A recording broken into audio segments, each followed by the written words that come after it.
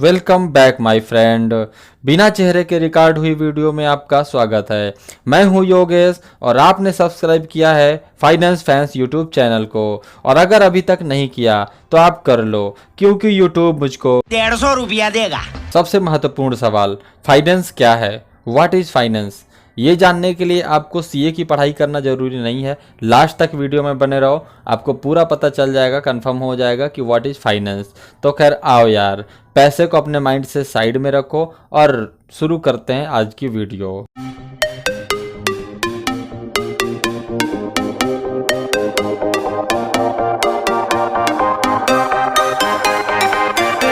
देखो, फाइनेंस जो है जितना सुनने में कठिन लगता है उतना एक्चुअल में वो है नहीं।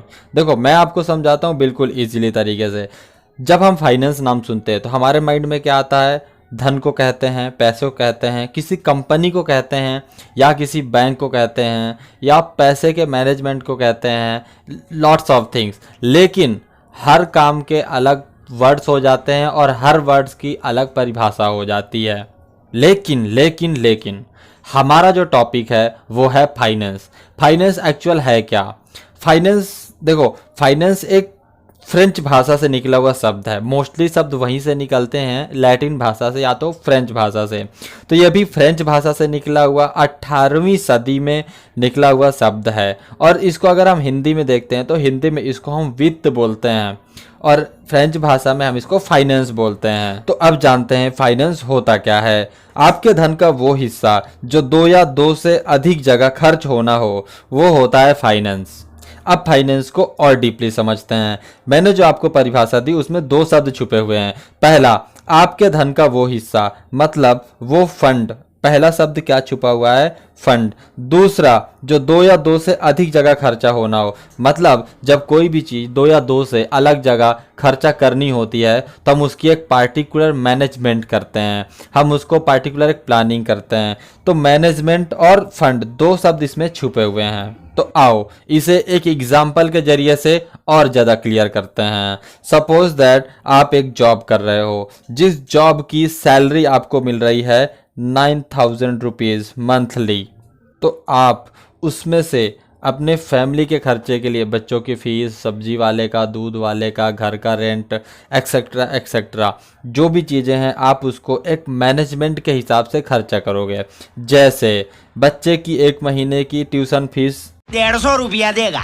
बिजली का बिल 150 रुपया देगा। अगर आपने कोई एफडी कराई है तो उसके लिए भी 150 रुपया देगा। ये जो अभी हो रहा है ये है फाइनेंशियल मैनेजमेंट, मतलब पैसे को हम अपने हिसाब से व्यवस्थित करके खर्चा कर रहे हैं।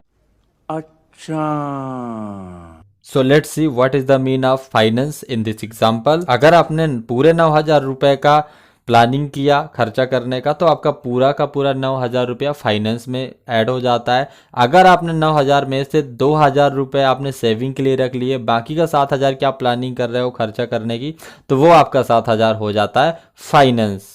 तो ये हो गया आपका फाइनेंस और मैनेजमेंट। उफ, आई होप आपको समझ में आया होगा।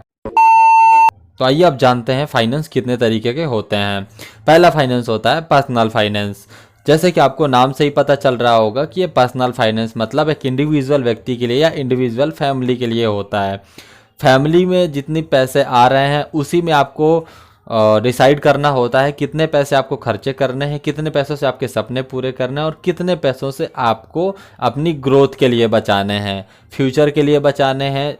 जितना भी होता है आपको एक परिवार का मैनेजमेंट करना होता है। ये होता है पर्सनल फाइनेंस। कॉर्पोरेट फाइनेंस क्या होता है? एक इससे बड़ा लेवल होता है, जैसे किसी कंपनी का लेवल।